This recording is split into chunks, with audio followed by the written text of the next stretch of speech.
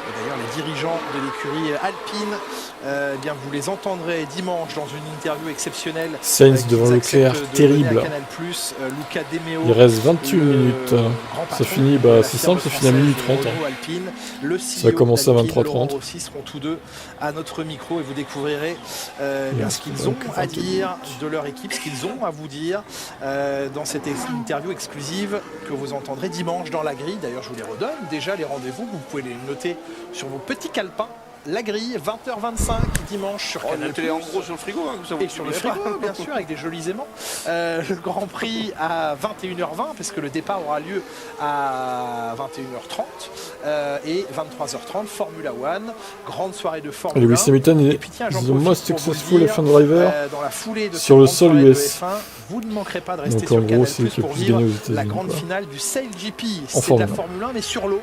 Et l'équipe de France est qualifiée pour cette grande finale qui a lieu à San Francisco, dans la baie de San Francisco.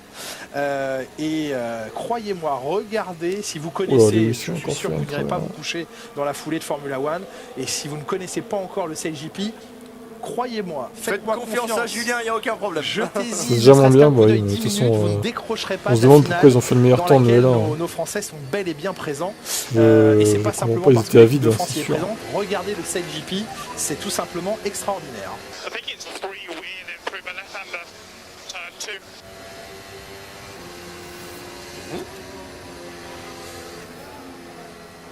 Comme ça, on a un petit problème de diff. Peut-être, en tout cas, il y a un problème d'équilibre qui ne convient pas au début du secteur 1 à George Russell. On l'a entendu sur le changement de cap, on a l'impression que oui, on a comme un petit peu de wheel spin, mais c'est pas du wheel spin, c'est peut-être le diff qui est un petit peu light dans cet endroit-là. C'est le diff qui est un peu light. Non mais Franck Montagny là, il perd tout le monde. Patinage de la roue.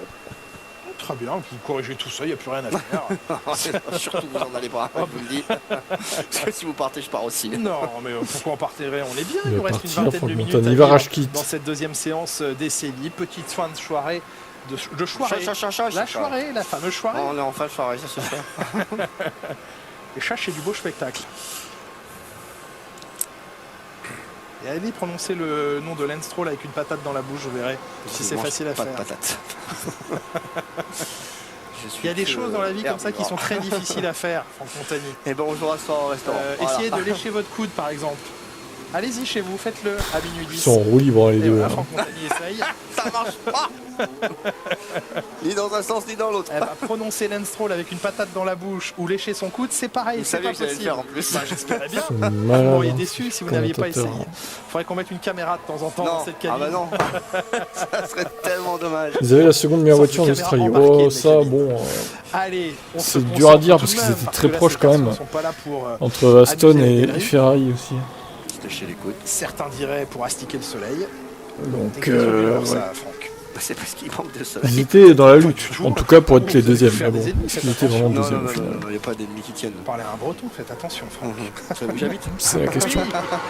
Absolument. D'ailleurs, si vous voulez écrire à Franck Montagny.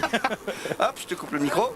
Hâte de revoir Romain demain aux commentaires. Ouais, après moi j'aime bien Montagny. On va pas devant chez les consultants. Nous.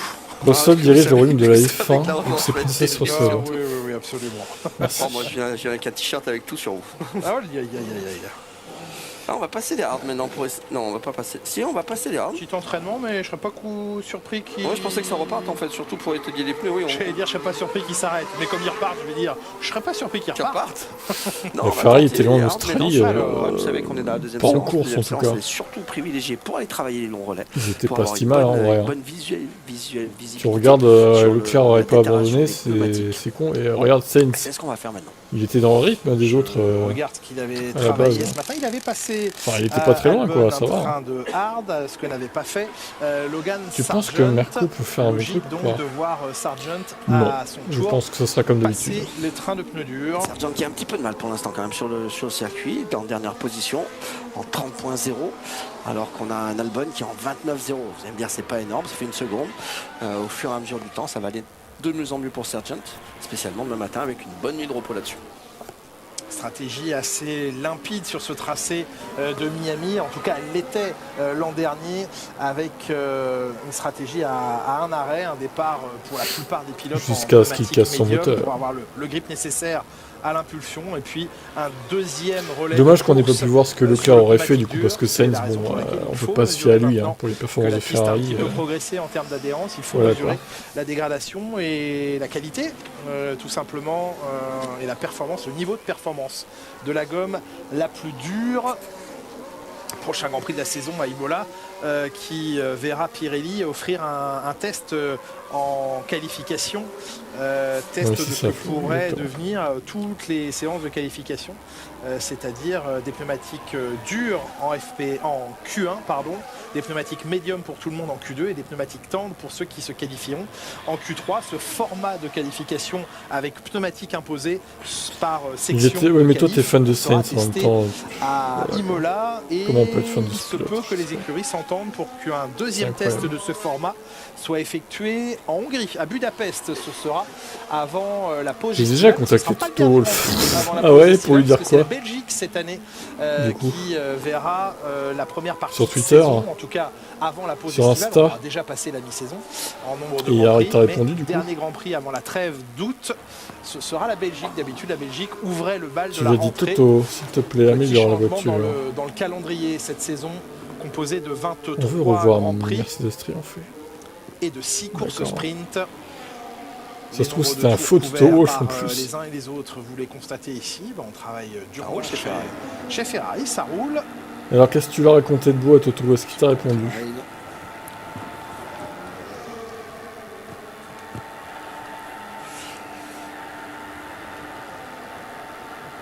14-19, ça fait il manque encore des tours, bien sûr, mais on est loin de la fin de séance, il reste encore 15 minutes, un quart de séance.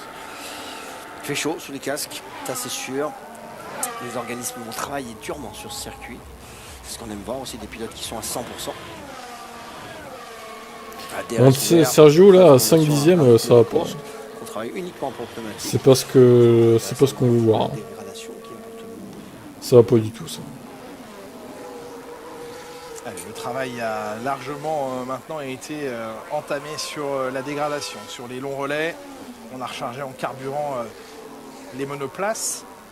D'ailleurs, après Sainz il va peut-être trouver des solutions à ces problèmes. Il n'est pas simple de faire évoluer tout patron que l'on est, notamment chez Ferrari, avec une tendance un petit peu plus lourde en carburant sur les essais libres, une trajectoire différente qu'aimerait prendre Frédéric Vasseur et réussir à convaincre ses ingénieurs. Vous allez me dire, c'est lui le patron, c'est lui qui décide. Ben non, parce qu'il faut de la diplomatie, il faut ne pas désavouer ses ingénieurs, mais Fred Vasseur qui nous disait, j'aimerais bien qu'on soit un peu plus léger. Alors ça sert à rien d'être réservoir vide pour impressionner la galerie, c'est pas ce qu'on cherche, mais quand même on a besoin dès le vendredi d'aller voir un peu ce qu'on peut offrir en concurrence et en rivalité à nos adversaires. Faire peur un peu aux adversaires. Ouais, c'est ça. Hein, on est conscient. Succès ce Leclerc ici. C'est dingue.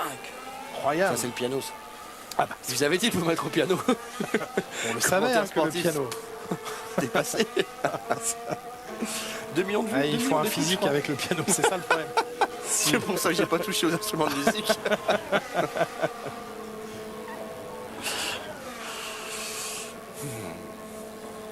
George est toujours sur le DRS ouvert, donc on est toujours en train de travailler sur la qualif, sur le travail en tous les cas de qualification. Allez, le petit tout droit.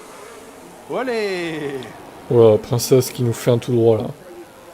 Oh, il salit toute la peinture. Ils vont pas le sort, vous inquiétez pas. Je lui ai dit que je voulais une meilleure voiture, après j'ai dit que si la voiture n'était pas bonne, j'ai peur tout plein de limites aussi.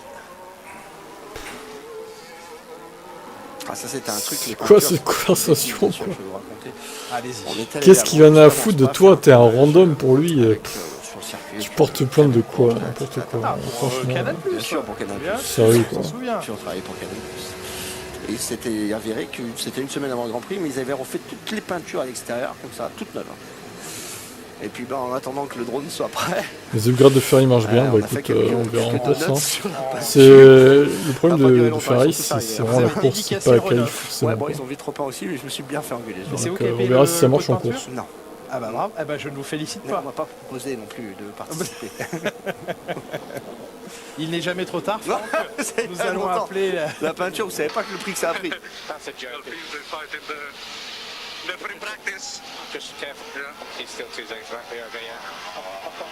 Est-ce que ça serait pas Esteban? J'ai du mal à voir dans le soleil. Oui, on fait le soleil qui gêne les pilotes. Je pense que c'est Ocon. En tout cas, aux positions GPS, les dernières positions GPS que nous avons, ils pourraient, ouais, ils sont loin avec Pierre Gasly. Je pense, mais que c'est Ocon devant lui. Bon, il a le sourire, Fernando Alonso. Oui, mais il passe le petit message quand même. Ça, c'est vraiment différent. Ah, c'est la petite guéguerre. Hein. C'est l'expérience qui fait ça, c'est bien. Ouais, c'est sûr. La petite guéguerre Fernando Alpine. En freestyle dans l'échappatoire. Écoutez, son coéquipier Lewis Hamilton, un habitué des États-Unis, un amoureux des États-Unis, Lewis Hamilton, qui évoque pour nous la manière dont il vit, dont il aborde ce week-end un petit peu à part, sur et en dehors de la piste. Je la trouve belle la nuit, on dirait qu'elle camoufle. La concentration sur la course, ça fait longtemps que je vis ça, c'est pas difficile pour moi. Je viens avec une mission, être le plus rapide possible. Tout ce que nous faisons dans la construction, bien sûr, on a des appearances à faire, des choses à côté, mais il faut vite revenir sur l'objectif final qui est de courir, qu'on arrive à bien placer la voiture dans une fenêtre de fonctionnement.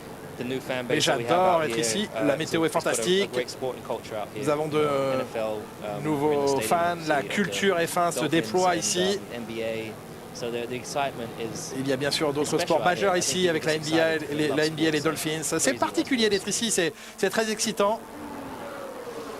Ce qui est moins excitant, c'est de voir la Ferrari contre la barrière de pneumatique. Bon, c'est Charles Leclerc. Marche arrière, on va essayer de la sortir d'ici. J'espère que le demi-train avant droite, il n'est pas fait, mais à mon avis, il est. Oui, c'est loin d'arrêter que pro. On est dans le virage 7. Oh là là là là. Les deux Mercedes s'étaient un petit peu écartés, c'était un petit peu. Eh, le red flag. Quel dommage. Vous avez vu qu'on a. Non, mais je pense que Lewis Marco, c'est surtout un énorme mytho. Les spectateurs, ah oui, il a plié. Ah, Charles Leclerc, on en a marre de ces crashs de merde. Charles Leclerc. C'est pas le bon moment, c'est le moment où on est en train de travailler sur les pneumatiques, sur la longueur des pneus, sur le ça se passait bien pour faire. Moi je suis à Las Vegas, que dit tout ça, Lewis Marco? quand même pas mal de petites erreurs comme ça. C'est hyper vrai, c'est hyper vrai quoi en plus. Ça, clairement, c'est typique de Charles, on voit pas Max Verstappen faire ce genre d'erreur. Non. Non, c'est vrai. Et il faut apprendre, bien sûr. On peut se montrer, c'est vrai, critique envers Ferrari et on n'a pas manqué de l'être en restant objectif, mais en étant critique, il faut aussi être critique. Ah ouais, je suis pas sûr que ça reprenne là du coup la séance. Si, peut-être pour 5 minutes. Chez Ferrari qui sont trop nombreuses. 4. Même type de virage que le Castellet. Vous savez, ce grand droit où il était en tête et il s'est sorti. Ouais, bah c'est cool ta vie. Écoute, je m'en fous. On va regarder, je pense que tu mens. Personne n'a les moyens de vérifier ce que tu dis, encore une fois. T'es un mec sur un chat. Tu dis bien ce que tu veux, Lewis Marco. Hein. Oh, il insiste. Ah, il insiste. Trop de vitesse. Il insiste quand même. Il insiste longtemps sur le grip latéral et ça, on va. Faut pas mettre. Ouais, non, mais Charles, là, ça va pas du tout. L'arrière qui part légèrement. On a 260 km/h. Le gars va se cracher comme ça. Sur 20 mètres, c'est très compliqué. Ça il va pas c'est bon. Il n'y a personne qui est passé là, donc tu peux mettre les pieds sur le frein. Oui, ça reste mieux que les designs dégueulasses qui sont proposés, c'est sûr. Oui, ouais. Après, il y a moyen de faire mieux, je pense. Peut-être qu'ils feront mieux aux prochaines. Il perd le train arrière de sa Ferrari dans le virage numéro 7. Il vient mourir à l'entrée du virage numéro 8. Et c'est ainsi que s'achève sa séance. C'est dommage. Pourquoi prendre notre temps de risque en Alba, je sais pas. Sous les yeux d'Antonio Giovinazzi, de Laurent Mekies. Giovinazzi se dit, mais moi je me serais pas craché, pourquoi ils me prennent pas chez Ferrari? On en avait vécu un tout à l'heure lors du crash de Nico Hülkenberg au volant de la Haas. Le crash de Charles Leclerc qui s'en retourne en scooter vers le paddock. Je pense pas qu'il a envie de faire un selfie, les gars. Là, tout de suite, ça va être compliqué. Mais tu peux lui taper sur l'épaule tout le temps que tu veux. Il vient de la mettre dans les gens qui courent après, non mais... Sûr. Sérieusement, quoi. Dommage, très très dommage. Alors pas grave. Non, pas grave, mais dommage. On a envie. Enfin, c'est le challenger clairement. Aujourd'hui, c'est le challenger pour la gagne. C'est comme l'année dernière entre guillemets. On peut pas faire. La pression ou quoi en fait, parce qu'au final, il joue même pas le titre. Le droit objectivement de viser la c'est juste une erreur stupide en fait. Il sait aller la faire. Il a comme il a l'habitude de faire. À Bakou. Maintenant, malheureusement. Effectivement, il a un petit peu trop. Alors, il perd quelques minutes de séance. Fondamentalement, encore une fois, il n'y a rien de dramatique, mais c'est pas le message qu'il faut envoyer aujourd'hui. Les ferraristes et les supporters. En vrai, pour sa réputation, Charles, c'est moyen de se cracher comme ça. Hein. Ça fait un demi-train, voilà. Exactement.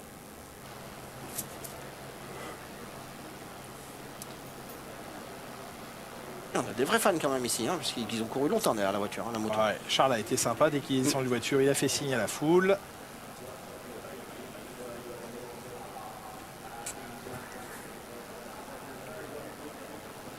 Ah merde, j'ai oublié de changer le nom sur Twitch. C'est toujours Practice 1, bon tant pis, c'est pas grave. Vous avez compris que c'était Practice 2, hein, du coup. On a vu que c'est un endroit sensible, ce virage numéro 7. Tout le circuit est sensible, hein, très Pierre Gasly a failli se faire avoir là-bas, sur la FP1. C'est vrai que Sainz, au final, se crache moins que Charles. Là, il y avait quand même beaucoup de vitesse, et c'est au moment où il pénalise tout le monde, il fait chier. Il doit relâcher un peu les gaz, ça remet du grip sur le train, le transfert. Bon, ça va pas repartir, hein, je pense. Qui vient tout de suite. Ou alors pour un tour rapide, je sais pas, il y a 6 minutes là. Chose qui arrive, le temps de sortir des stands et tout.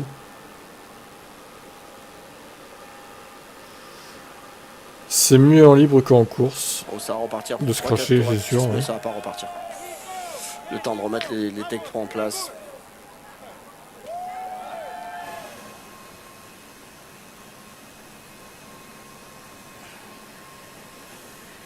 Le pilote originaire de Fort Lauderdale, à quelques kilomètres au nord de Miami. À domicile ce week-end, Logan Sargent. 70 kilos comme moi, nickel. Même taille, même poids.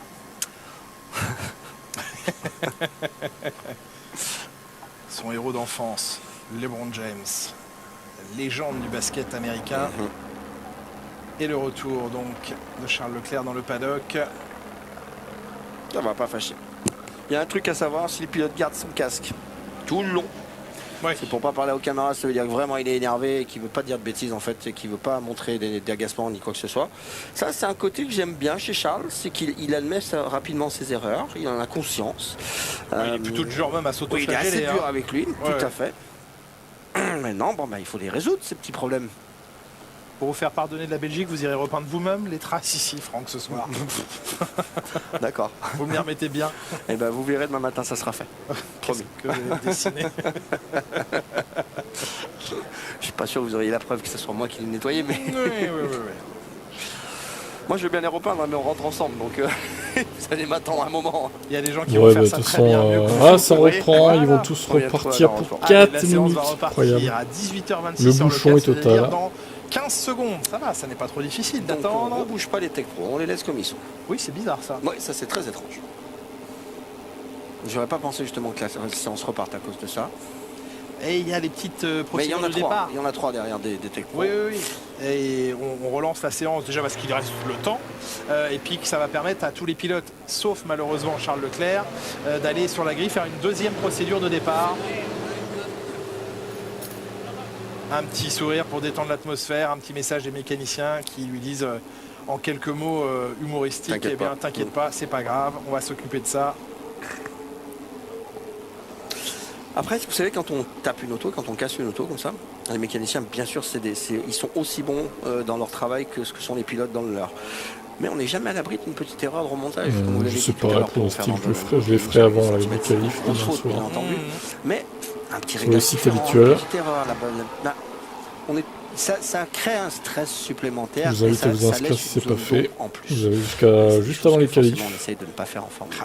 Pour pronostiquer. C'est-à-dire 22h, je crois, les qualifs. Oui, il aurait peut-être même pas tapé. Mais là, non. Inarrêtable.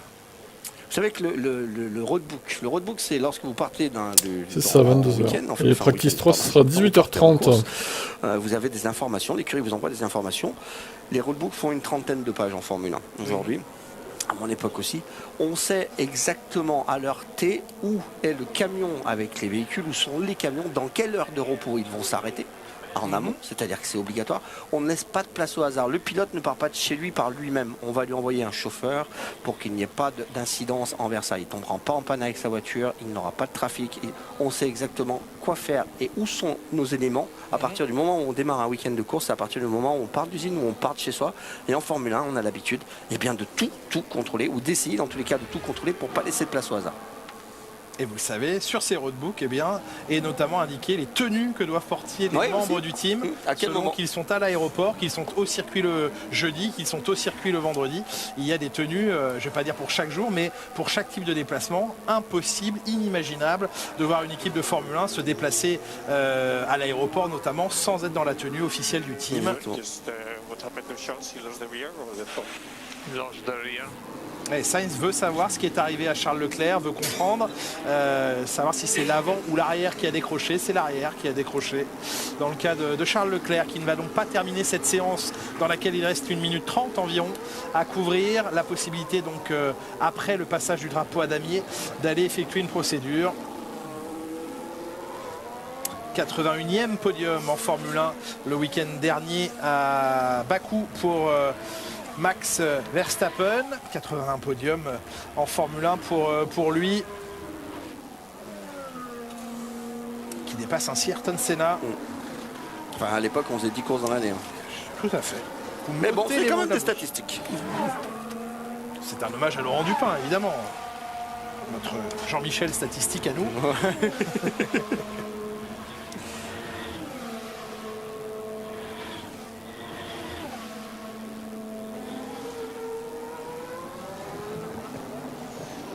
L'écart estimé par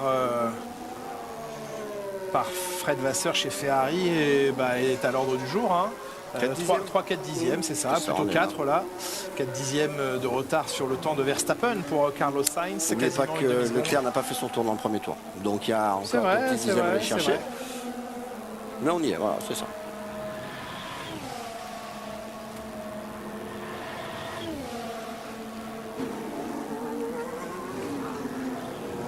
On va saluer les bonnes performances de Lando Norris notamment, 6e temps. La McLaren qui elle aussi se développe et semble se développer dans une bonne direction, même si Piastri a été un petit peu absent là sur la feuille de chronométrage aujourd'hui. C'est pas un circuit simple, hein. Regardez Piastri, Sargent sont loin de leur coéquipier. C'est des pilotes qui ne connaissent pas encore le circuit.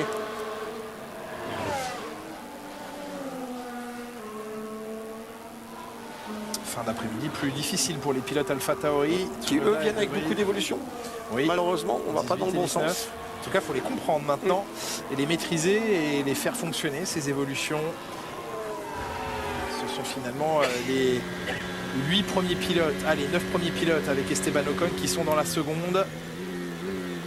Le freinage ultra tardif et tout en blocage de roue pour Sergio Pérez dans un panache de fumée.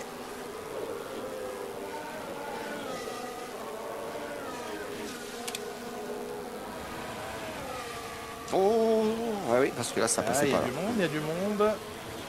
Tout le monde avait l'air de vouloir se ménager un dernier tour. Bon, allez, moi j'y vais. Bonne nuit à vous. À demain, 18h30 pour les essais 3. Norris. Allez. Hello. Bye bye.